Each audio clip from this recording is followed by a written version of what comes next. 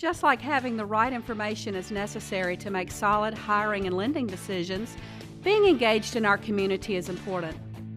DataFax is proud to support the positives and be a presenting sponsor of the Spark. State Systems is focused on protecting life and property. As a local, privately owned company, our foundation was built on providing all businesses with complete fire and security protection and infrastructure cabling. State Systems is proud to be a part of the Mid-South community and a presenting sponsor of the Spark.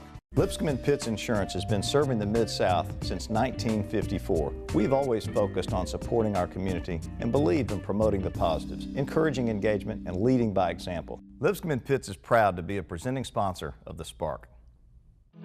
Additional funding provided by Christian Brothers University and Baptist Memorial Healthcare. Get better with Baptist. This month on The Spark, our theme touches on cleanups and sustainability. We'll learn more about an organization protecting the Wolf River with a focus on land and water conservation, education, and outdoor recreation. We'll take a look at a locally owned and operated ServiceMaster franchise helping businesses and homeowners recover and be restored after a disaster. And we'll discuss how a nonprofit is conducting large sweeps and neighborhood cleanups with the mission of engaging citizens to make Memphis clean and green. Have you ever been excited by a new idea? Inspired by watching someone lead by example? When we talk about creating change, we start by sharing the stories of everyday heroes who are making a difference in their own way, so we can learn and do the same. This truth is the power behind this show, which is focused on business and community leaders that are leading by example to give back, fuel change, and create new opportunities for the Mid-South. I'm Jeremy Park, and this is The Spark. Founded in 1985, dedicated to the protection and enhancement of the Wolf River watershed, I'm here with the Executive Director of the Wolf River Conservancy, Keith Cole. Thank you. Before we talk about your efforts with the Conservancy, let's talk about water. And Memphis in the Mid-South is famous for its clean, inexpensive water supply. Why is that so important? Well, Jeremy, it goes back to geography. Memphis in the Mid-South, we sit above an aquifer system that we call the Memphis Sand Aquifer.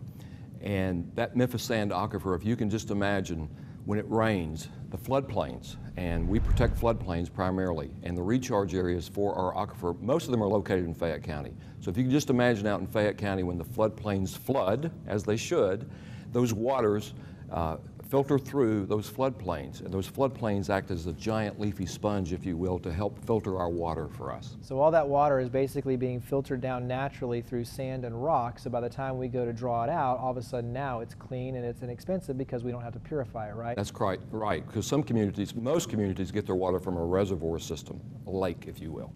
And one of the things really that, it puts it in perspective is the fact that many states are fighting over water supply. Right. Many areas and cities are under water shortages desperately. So I think it's one of those things that we take it for granted sometimes, but it really is an extremely important resource for our community. And we cannot take it for granted. You don't have to look very far. The state of California right now is under, an entire state is under a drought condition. It's estimated that worldwide that 750 million people don't have access to clean drinking water. Wow. So I'm fond of saying to people the work that we've done over the past almost 30 years is important, but I think our greatest work is ahead of us in helping to protect our water supply. And so obviously that's a big piece of this, but also too you do education, policy, volunteerism, and activation. Give us a lay of the land, so to speak, on your different initiatives. Well, environmental education's always been important to the Conservancy. It's even more important now. Richard Louv in his book, The Last Child in the Woods, estimated that since 1990, young people, children, get outside less and less and less. And why that's important, if you're not outside enjoying nature, you lose an appreciation for it. So the first step we do with children is getting them outside to enjoy it. Absolutely. Well, and also too, I've got to believe that ties back into when you see it and all of a sudden you're involved in it, your want and desire to protect it becomes even more important. Agreed. You have to begin with that appreciation and understand why it's important to protect it, and getting people outside is a good first step. Talk about policy. Policy, well, we support all initiatives that promote sustainability.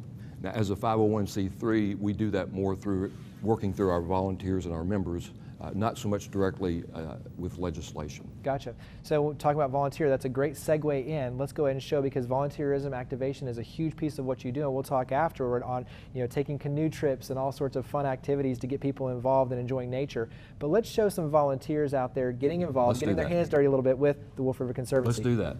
Thank you. Land throughout the floodplain is protected by the Wolf River Conservancy with the aim of providing natural habitats and connecting people to the river through education and recreation. One of the programs that the Conservancy has is for its members, it does provide guided paddle trips down sections of the Wolf River. They're usually about a full day paddle from 9 in the morning till about 3 in the afternoon. The FedEx Corporation has probably about 24 volunteers that have been working to build a ramp to improve river access to the river. So the efforts that they're doing today is going to make access to the river at Germantown Road a whole lot safer, especially for those kids. If you love the outdoors and you don't want to do a lot of traveling, or you don't have time, or you think that you can't, come join us at the Conservancy. We're out here the first Saturday of every month at least. So that gives us some fun perspective on getting your hands dirty, giving back, getting involved with Wolf River Conservancy, but volunteer activation, enjoying nature, so many different nuances, and that's obviously a huge part of what you do. Talk about volunteer efforts and things like the tree plantings and litter pickups and things along those lines for volunteers. Right. Jeremy, we find that people want to give back to the community, and people really enjoy giving back to the community by getting outside, getting their hands dirty. We've got a variety of ways that happens. Tree plantings, as you mentioned, is a good way. We do an annual tree planting that we've done at Shelby Farms Park for several years. Last year we planted 7,000 trees in one day with the help of 300 volunteers. We're planning something even better for next year. But we do things like litter pickups and privet pools on our greenway. So we complement the city's work on the greenway system through volunteer efforts. One of the things I know is you have trek leaders, the guides that will actually take groups down the river and point out different species. Talk about your tours. Right. Well, that's another volunteer opportunity for someone. Today we have over 40 volunteer river guides that help us 12 months out of the year take people down different sections of the river. Our river guides receive a training, but they come from a very interesting walk of life.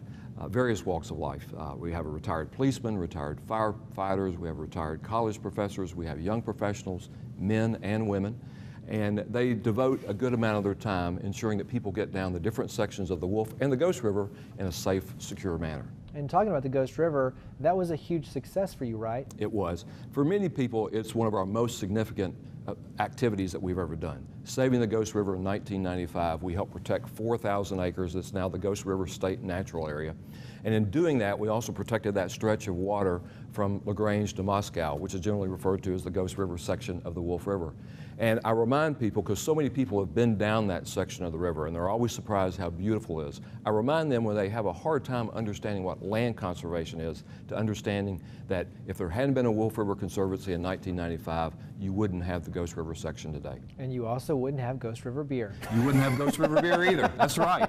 And our good friends at Ghost River Beer named their beer after us because they understand the importance of clean drinking water, so we appreciate them. Absolutely love it. It all ties together. The last piece of this to me is you also have the Wolf River Greenway. Talk a lot about that. The Wolf River Greenway has long been part of the vision of the Conservancy. The idea of building a greenway system from all the way from downtown Memphis, following the meanders of the Wolf River through the city of Memphis, connecting to where we currently have 2.7 miles open out in East Memphis at Walnut Grove Road, and it connects to the Germantown Greenway. So again, increasing the awareness of the Wolf River through increasing the access, if you will, by building this greenway system. We also anticipate, as we build out the greenway, to increase access points to the Wolf River along the way too, because we know there's a great desire and demand for that. Absolutely. And you are membership driven, correct? We are membership driven. There's a nominal fee. We encourage people to join to show their support for the work that we do.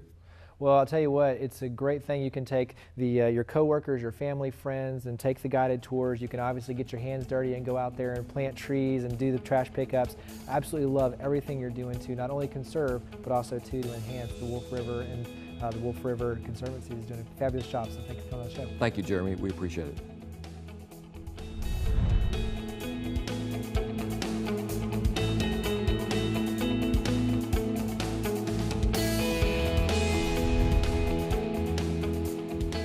Founded in 2008, their mission is very simple, and I absolutely love it, is to engage every citizen in Memphis and Shelby County in keeping Memphis clean and green. I'm here with the Executive Director for Clean Memphis, Janet Boscarino, and very organic formation in terms of bringing Clean Memphis to life. Talk about forming Clean Memphis. Okay.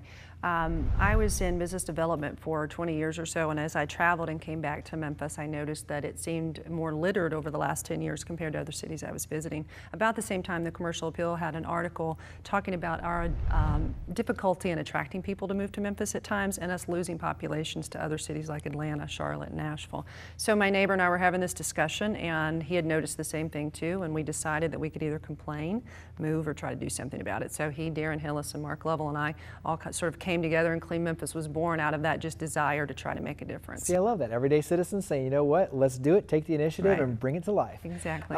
So big part is obviously engagement, but you're focused on 3 different areas. One is community collaborations, everything from policy, blight control, empowering neighborhoods, education, and then also 2, these high-profile sweeps and cleanups. Right. Let's take them in different pieces. Talk about the community collaborations. Okay, so when we first started, we found that there were maybe 2 or 3 community-based partnerships that were already formed and meeting. And we had found that that was a model in some other cities that they were using, a real grassroots approach to addressing cleanup and blight initiatives. So we began to work alongside those partnerships, and those expanded to now, I believe there are 11 partnerships around the city that meet once a month. They address crime issues, blight issues, cleanup issues, anything like that related to the property value, safety, and security of their neighborhood. So that's a wonderful strategy. One of the things we promote is accountability, and that if you see something that needs to be done, it's probably you that needs to take that on to do it. And then you obviously give them the resources. You're pulling together businesses that are in the neighborhood. You're helping with policy control and making sure that code enforcement and everything gets done, correct? Right. It ties that back to the broken window theory. So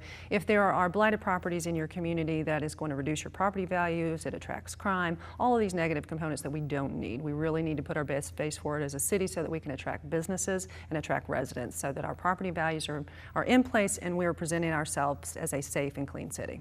And that's the one thing I think that it really is important is you're not only focusing on the sustainability, there's environmental obviously benefits, but 2 is this really does help curb crime. Absolutely, absolutely. And there's no question, in a lot of the neighborhoods that we work with, as I said, if there's a vacant property there, there's either illegal drug sales going on, the grass is 4 or 5 feet tall, they may be storing stolen goods in those properties, various kinds of things that go on that are all going to be a negative effect. And not only that, but there are kids walking by those properties on their way to school. There are all kinds of negative psychological effects for those kids as well. So it's very important we address these issues. Well, that's where you get to give them the power to take control and get it solved. So transition that over into a little bit of a teaser, if you will, because I know we're going to show a fun video, but on the work you're doing in education.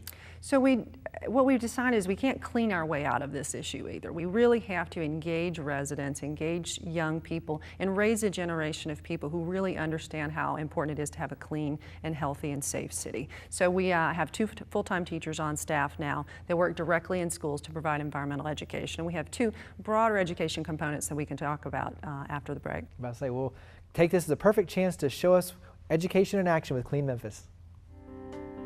My name is Renetta Sanders, and I'm the proud principal of Carnes Optional School. Carnes is a unique school because we are an environmental science-based school. We teach our students not only core academic skills, but also environmental science and STEM-related activities as well. Well, we have been working with Clean Memphis for about the last 3 years, and they have been assisting us with training and supporting our students in environmental science resources. They have helped us to build a community garden. We also have a garden in the back of our school they have assisted us with. They work with our scholars in the classroom to provide training on environmental related issues. Well, Clean Memphis gives us an opportunity to bring what we're learning from the books into real life. That gives us some fun perspective on education in action, Clean Memphis. You have 2 primary areas. One is with TDOT and a grant, and also 2, you have the Sustainable Schools Challenge. Right. And give us an idea, one, of the relationship with TDOT. Okay, great. So one of the things that with TDOT is focusing on the non-Cana corridor. If you've seen the pictures or been involved with any of the cleanups on McKellar Lake, you'll see sort of the aftermath of all the trash and debris that is going down on neighborhoods along the non-Cana corridor. That ends up washing down the storm drain and ends up in McKellar, the Mississippi, and ultimately the Gulf of Mexico. So the grant with TDOT is to focus on engaging schools, students, and neighborhood groups along the non-Conneaut corridor, provide the watershed education, and get them out doing organized cleanup projects to remove the litter before it enters the watershed. So Nice. that's a 3-year grant that we're in. We have a full-time teacher on staff to address that issue. And then talk about the Sustainable Schools Challenge. I'm really excited about the Sustainable Schools Challenge. It's sort of like a Project Green Fork for schools. So it aligns with the federal program, but it's a local certification. We have a local sustainability certifying body that's MLGW, BioWorks, Coca-Cola, just different corporate entities that are involved in sustainability that will recognize schools when they achieve the different metrics with the Sustainable Schools Challenge. It has to do with energy conservation, water conservation, recycling in schools, a health and wellness component, and then environmental education in general. It's really to promote environmental literacy and to fundamentally change the way students and teachers are behaving sustainably in their schools. So you're building it into the value system, Absolutely. but you are also building this into the curriculum too, correct? Absolutely, yes. We have another teacher on staff that was a 7th grade and 8th grade science teacher that works directly in the schools that are involved in the pilot as well. So we want them to push the rigor of STEM and have all the science and social studies standards tied into that, but it's all about action daily and integrating it into their daily life. So we've talked about collaboration, we've talked about education. The last piece of this is high-profile sweeps, so Aerotropolis, the downtown areas, but you're doing these huge high-profile sweeps, and also, too, empowering neighborhoods, employees, companies to do high-profile cleanups, too. Absolutely. So with the sweeps, that was a strategy that a lot of other cities were using, and that's just routine cleanups in the same areas so that if there's a presence of litter, more people are more likely to litter. So we have inmate crews and court-ordered workers out 6 days a week doing cleanup projects in the airport area and the medical center in downtown. We also work with corporate teams all the time doing organized service projects for them. It's a great team building activity for them, and they can address some of the cleanup issues they see every day when they're driving to work. We also love to pair them with schools, the corporate teams with schools, or with expanding the volunteer base for the community partnership folks, so they can work together on doing community-based projects as well. When you look at the magnitude, I just think it's impressive. I mean, 270 sweeps a year alone, just in that one piece of your equation. Yeah, just with the inmates and court-ordered workers. That doesn't include, we worked with over 7,000 students last year in 34 different schools, so there's a lot of activity going on, a lot of ways to plug in.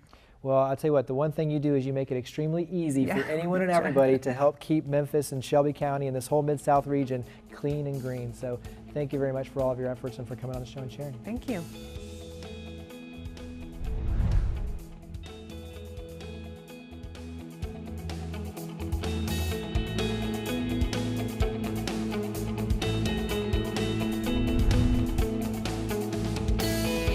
Locally owned and operated, part of the ServiceMaster family. I'm here with the president of ServiceMaster Property Restoration, Charles Kiesel, and you specialize in a number of different areas. Property restoration, disaster recovery is a piece of that, but talk a little about the partnership and the tie-in with ServiceMaster and everything that you do with ServiceMaster Property Restoration. Well, ServiceMaster Holding Company has a variety of service brands, and I have 2 licenses for their franchises, which is ServiceMaster Clean, which is residential care, carpet cleaning, upholstery, rugs, things of that nature, and then ServiceMaster Restore, which focuses on disaster restoration. Gotcha. So it's commercial, it's residential, everything in between, right? Absolutely. And so on your end, I know working with ServiceMaster, there are different numbers. There's 866 Recover, 901 Respond locally. 866 Recover is more national, but these are free programs that companies can sign up for, and you basically go out there and do a pre-assessment, so you figure out where the difficulty areas are, might be like the server room or different things like that. So if a disaster does happen, 1, they're on a priority list, so you respond quickly, but also 2, you know where the hot spots are.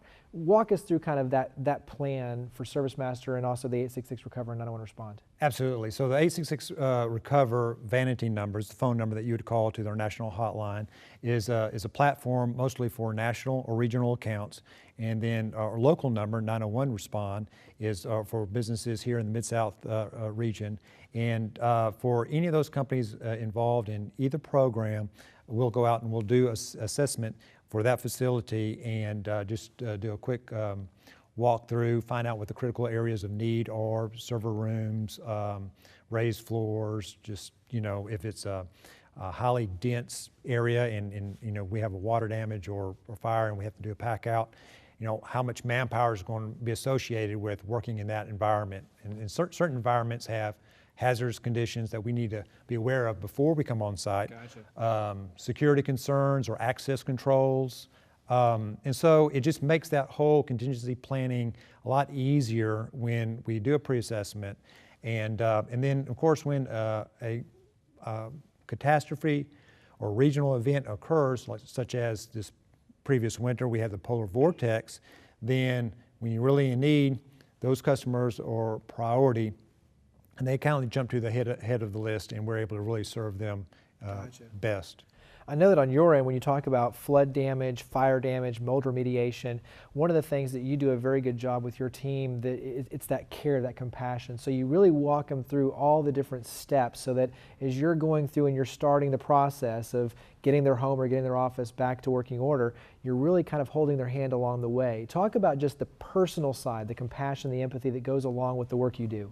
Absolutely. That's more so on the residential side, because homeowners really have more interest in, for their own property, and so become more emotionally attached to, their belongings. That's their livelihood. So we give them a recovery guide, and our technicians will walk them through the recovery guide and say, this is what typically could happen in your situation. We're going to mark off the things that we see here in your scope of work that we may have to perform. So we have to remove a baseboard or vent a wall, to get it dry.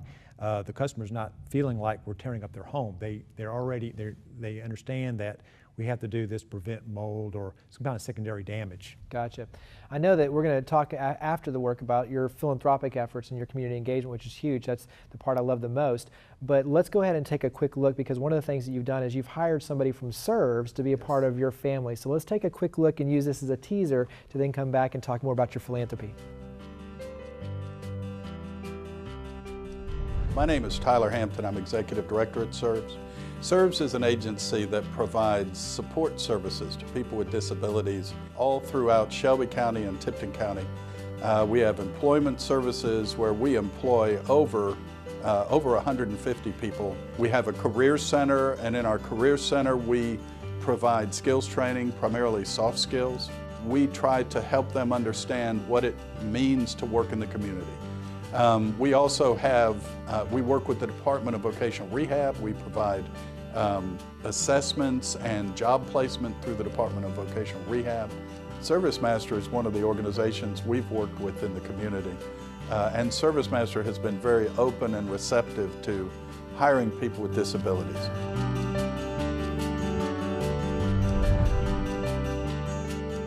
So that gives us an idea of how you're bringing someone into your family, so to speak, with SERVS. And I think this is a really unique opportunity, giving someone, especially with SERVS, adults with disabilities, that's the work they do in the community, but you're empowering them, hiring them on, having a wage is extremely empowering to be able to have a job. Talk about, from your aspect though, the partnership with SERVS. Well, we responded to an emergency incident that SERVS had. And while we were on site, there was an opportunity for me to really just learn a little bit more about their program, because they had some unique needs in actually just servicing their particular loss. And so once that was all said and done, my general manager and myself went to SERVS to find out a little bit more about who they are and how we could help. And then they introduced us to their family. And we interviewed a few potential employees, and we brought Mark on. And Mark really, he serves us, but he serves us in other ways that you can't really, put a monetary value. Well, that's the thing is, you truly are a family, and so for him, you're taking him out, and you're making it fun, and whether it's the YMCA corporate games, all the way through and through, he's a part of your family. Absolutely. And so carry that forward. I think you and your family are extremely heavily involved in everything from Boy Scouts, Girl Scouts. You yourself are on the board with Clean Memphis. Share with us a little of the perspective when you talk about Clean Memphis, not only corporately getting involved, but also too using things like their watershed model with Boy Scouts and your scouting troop. Absolutely. So I've been on the board with Clean Memphis for a little over a year, and the more I get engaged with them, the more good I see come of all the different programs they had. And I was able to tap into their sustainability watershed model for my local Cub Scout group, and so those Cub Scouts were able to earn environmental electives because of that program. And nice. the icing on the cake is that the instructor was an Eagle Scout. There you go. So, and then, so, okay, that's the personal side, but also too corporately. You've been involved in the cleanups. You've been involved in things like the big sweeps. What's your perspective on, in terms of a company's obligation and role in environmentalism, curbing crime, cleaning up our city, beautification efforts? What is your philosophy on just the hands-on getting involved? I think we all have to do our own part in our own community, and I didn't realize until I was introduced to Clean Memphis that less than a mile away from our facility is a substation where the community, probably 5 different neighborhood associations, meet once a month to help clean up their neighborhoods, blight, graffiti, and we pitch in where we can, especially on our block. But we have engaged with some of our clients. Nike is one of our clients, and we have another ServiceMaster franchise. Go in efforts with them during the 30 days in April, and did a cleanup all around their whole facility. The Tuggle, Shelby Drive, Lamar sector, which is heavily littered. Well, that's the part I love the most, is locally owned and operated, family oriented in terms of giving back and things with Boy Scouts and Girl Scouts, but also too from a corporate perspective, hands-on and cleaning up our city and getting involved. So thank you very much for all you do and for coming on the show and sharing. Thanks, Jeremy.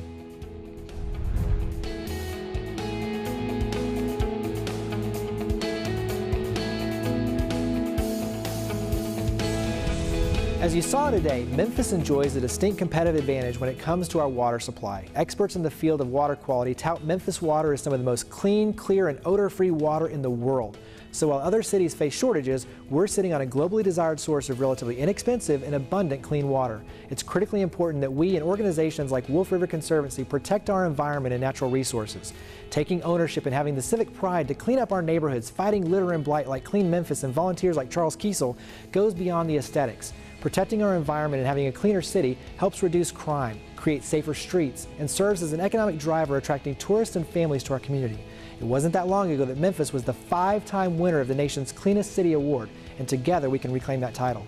So thank you for watching The Spark. To learn more about each of the guests and to interact with your stories of others leading by example, visit thesparktv.org. We look forward to seeing you next month, and we hope that you'll join with us in creating a spark for the Mid-South. Just like having the right information is necessary to make solid hiring and lending decisions, being engaged in our community is important. DataFax is proud to support the positives and be a presenting sponsor of The Spark.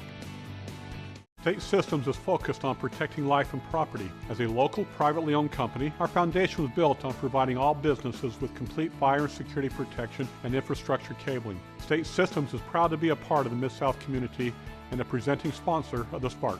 Lipscomb & Pitts Insurance has been serving the Mid-South since 1954. We've always focused on supporting our community and believed in promoting the positives, encouraging engagement, and leading by example. Lipscomb & Pitts is proud to be a presenting sponsor of The Spark.